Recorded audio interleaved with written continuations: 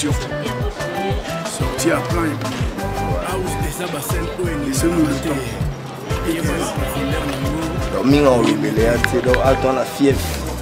Donc, toi, dans le village natal. Donc, Coco, je suis venu à Coco.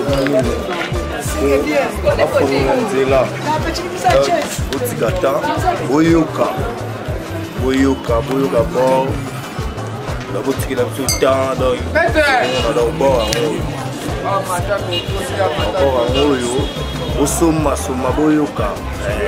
Beaucoup m'appelaient dans ma kila ya wenge ezao.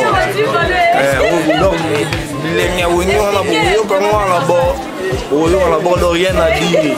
Donc banane la petit, le logo donc rien à dire. Donc Boyoka, au sommet Boyoka. Il y a ça dans l'internet. Déjà, dimanche, nous avons chez Bissou.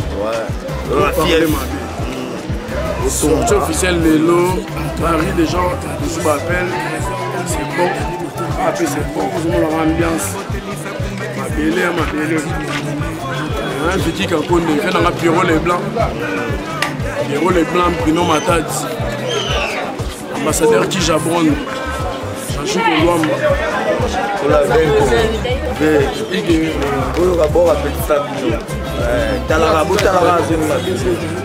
Donc, autrement dit, jeune dev dans Igeso qui vient à dire quand tu es à 16h16 minutes, pas d'avance, pas de retour, il ne dort pas. C'est un malade, Mamboutou est là, dans Minso Bandal Paris.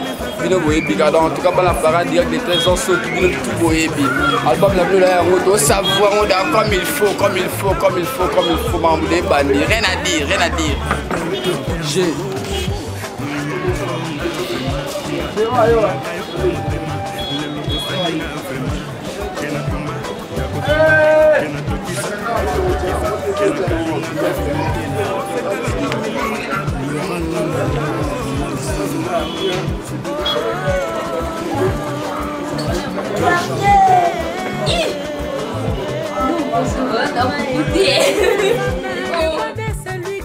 Nandine Malila Kati Chabani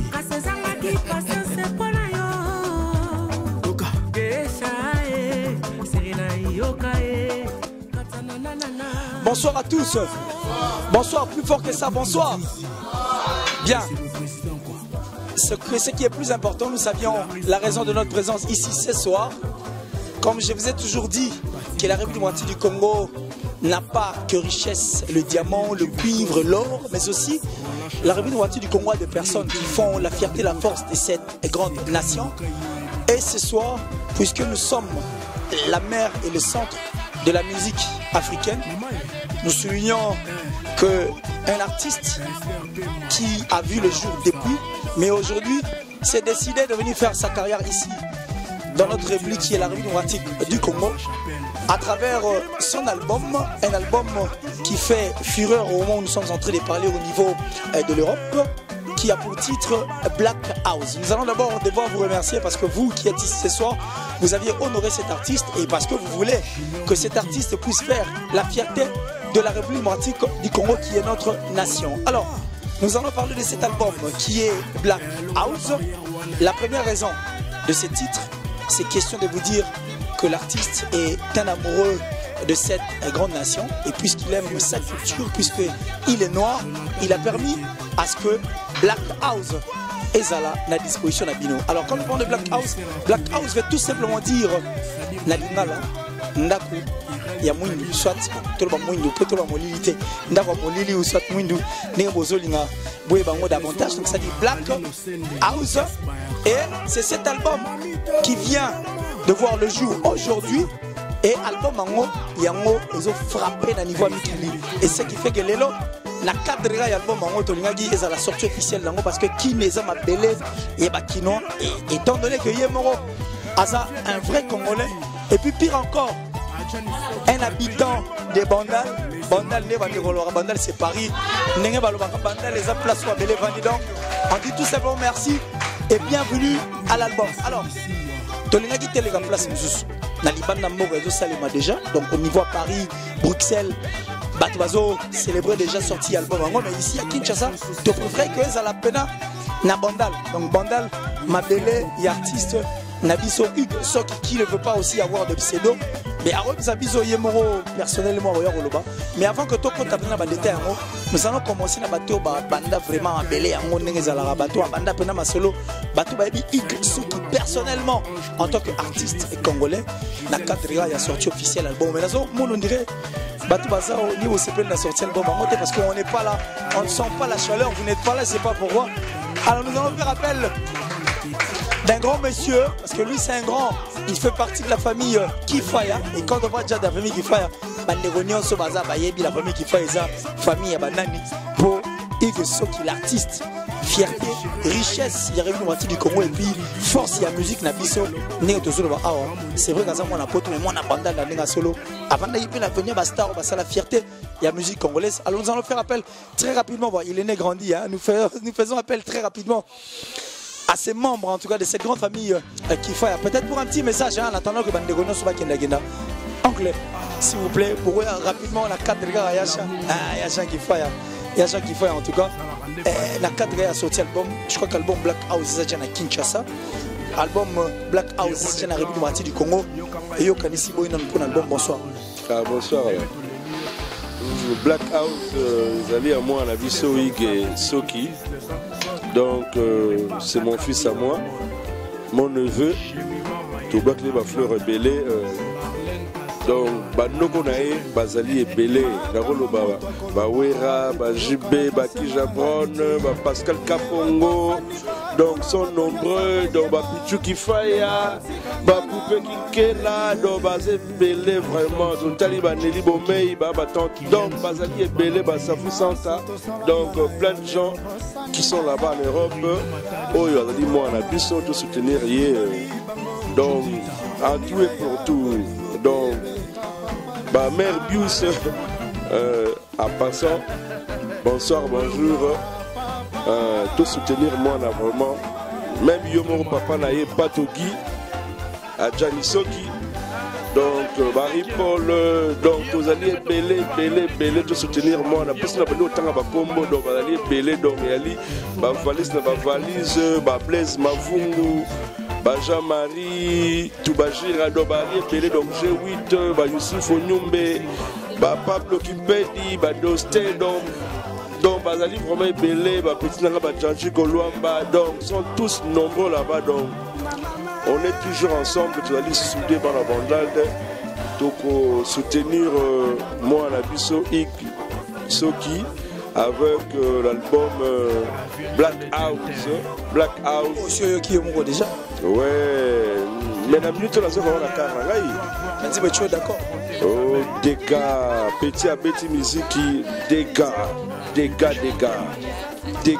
Alors, merci beaucoup, oncle. On est en train de parler de Bandeko Baza vraiment en Bandal, ça dit le vrai, ça dit natif, il y a commune à Bandaloua. Et déjà ce soir, nous parlons avec la petite soeur de Jean Zico. Non, je ne dirais pas Jean Zico, Maître Baja, hein, ça dit Baja qui n'est plus d'ailleurs, mais paix à son âme. Album est bimiti koto na kinao, yo le bimneni.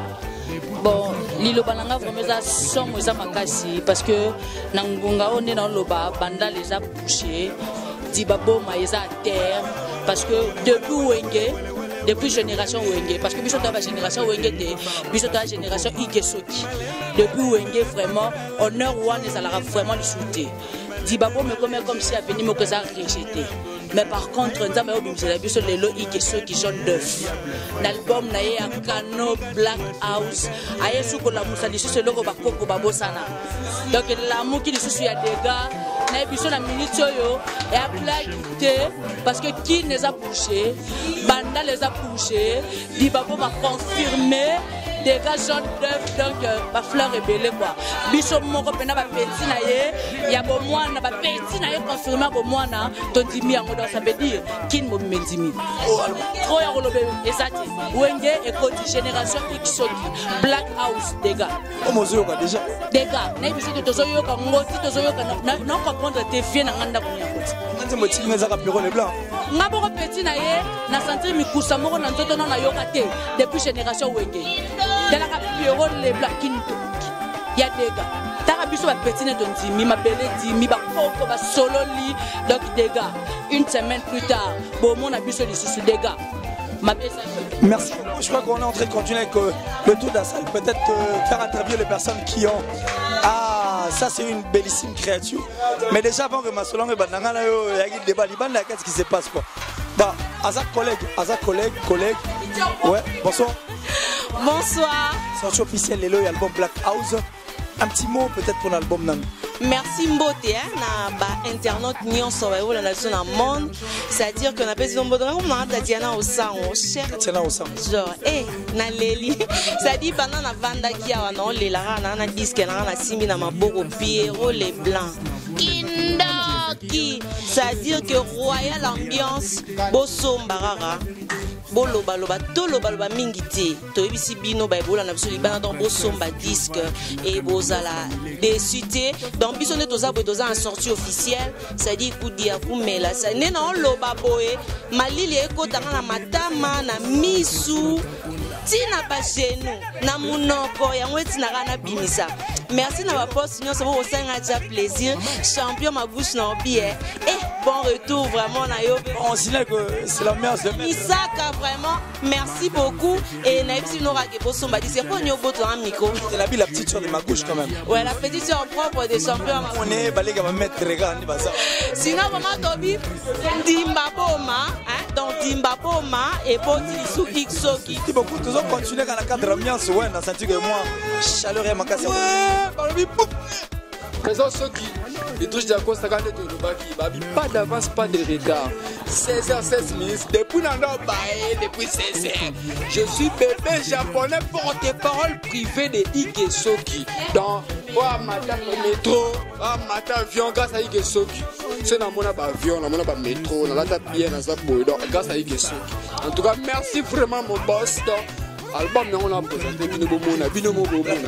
Black and House, pas Black and House en anglais pour pouvoir comprendre. C'est en français Maison Noire.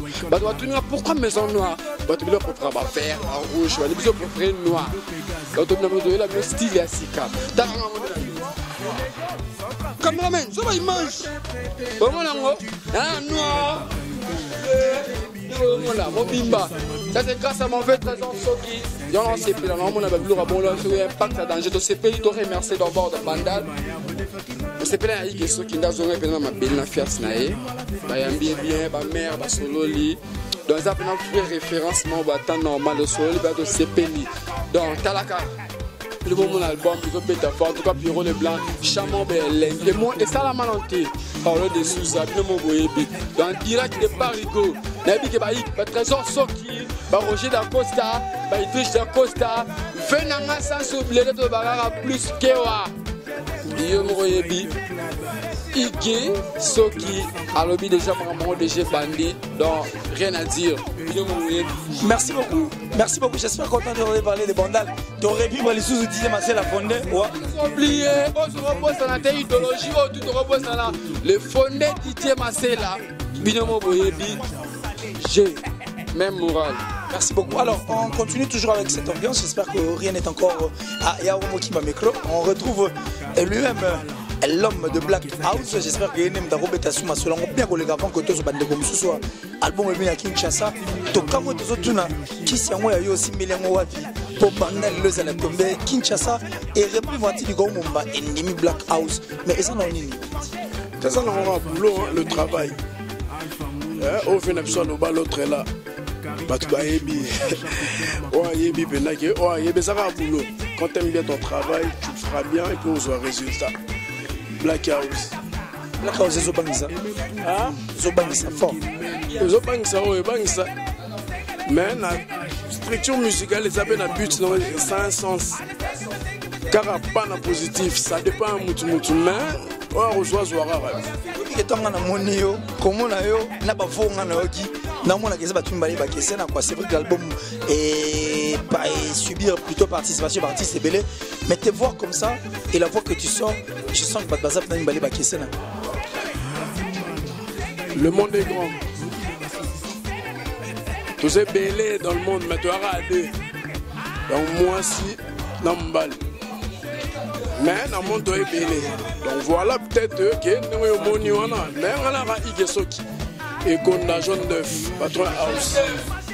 Voilà. Alors, par du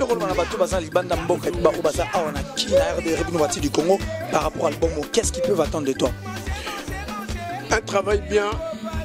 De toute façon, je dirais pas beaucoup.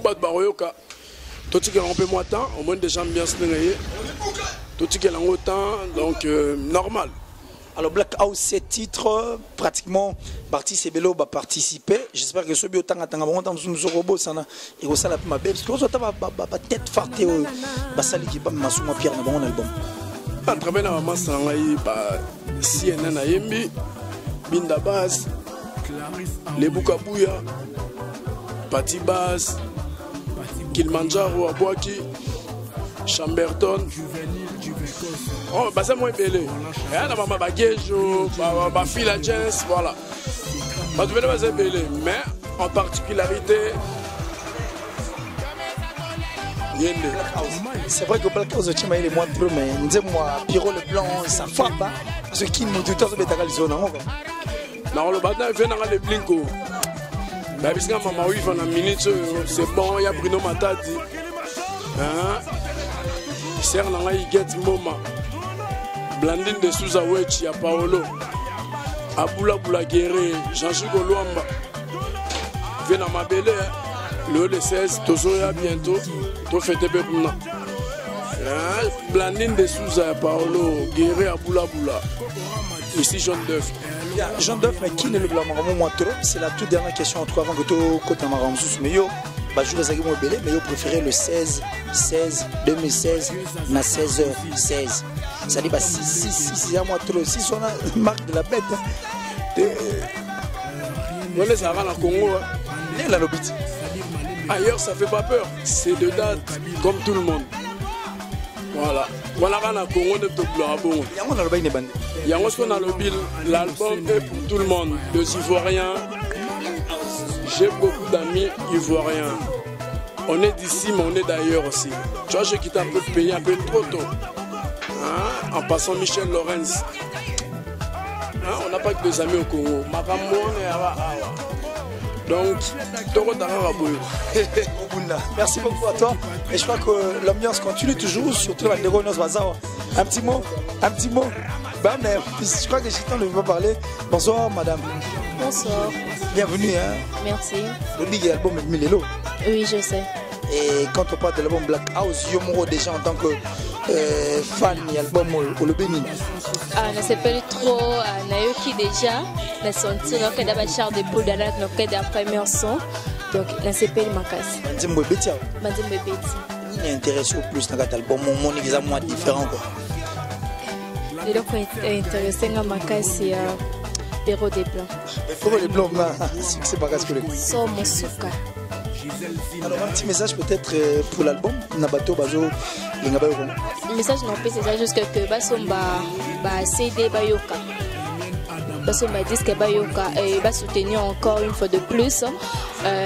Et là c'est Bandaka Mukie comme Munene. Exactement Wenge pe Banda pe Mukie comme Munene. Banda maman Wenge Munene te Banda Mukie. Alors un petit mot pour l'artiste. À continuer. Merci beaucoup. Alors nous continuons toujours. On a 4 gars très rapidement. On va prendre Nebalo Grand prêtre mère qui est peut-être en communication pour l'instant. Mais toi, la choix de. Vous allez obliger à Katapo. Bango de Babunda, il faut prendre le bon mango. Tu es bango sous moi bien collègue. Ça dit Mouto Aza vraiment. Il y a bureau à Sakanate. Bonsoir madame. Bonsoir. Un petit mot pour l'album parce que le est sorti officiel l'album Black House. Les fanatiques pour Sombara, pour se retrouver, Bandemba bien, pour se retrouver, pour Somba. Comment on dit c'est ce magasin? Pierrot les Blancs. Pierrot les Blancs, vraiment, franchement, c'est tout le monde qui en parle. Pierrot les Blancs, on a l'ingénieur parce que Arabane Kosala, on a Zaki Nazema Moanangai, le deuxième. Donc, Ekotanga Makas. Ekotanga Makas. Alors, moi, il va prendre l'album. Le Beza Bosomba Kaka. Bosomba, maintenant ça va à Paris, Bosomba album, Bosepila. Merci beaucoup, madame. Alors, nous pensons aussi à celui qu'on appelle le Gitan Assoumani, parce qu'il y a Naza dans l'ombre. Mais bon, maman Kouloutou, il y a l'ingénieur micro, je crois que ça fera bien. Et peut-être maman Kouloutou. Bonsoir. Bonsoir. Album est Milelo. Ah, et puis Milelo. Moi, Lilo.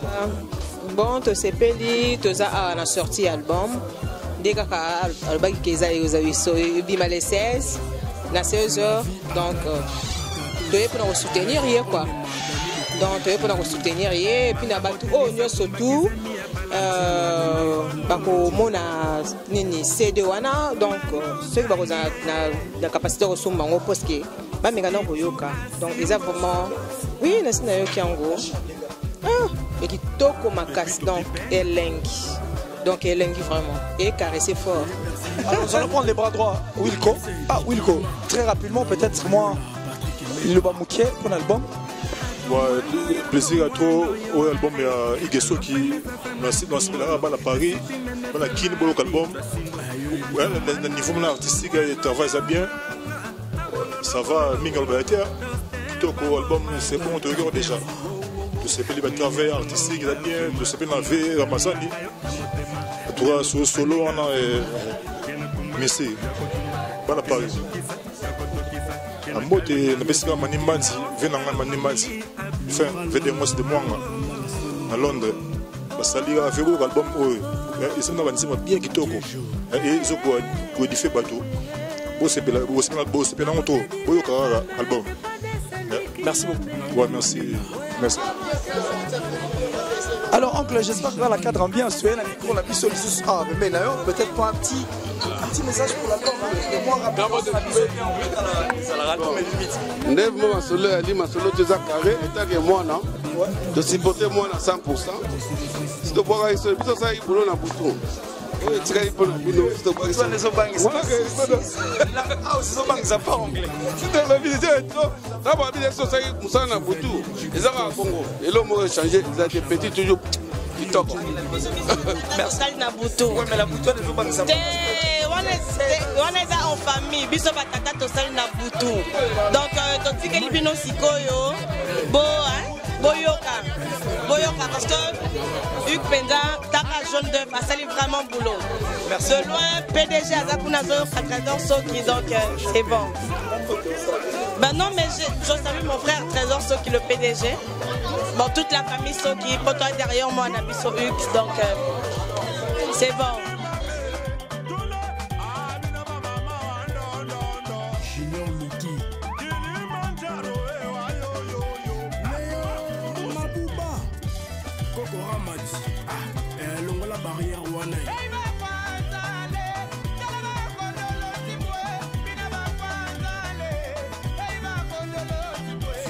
Sarkozy, Jonathan Moundeke.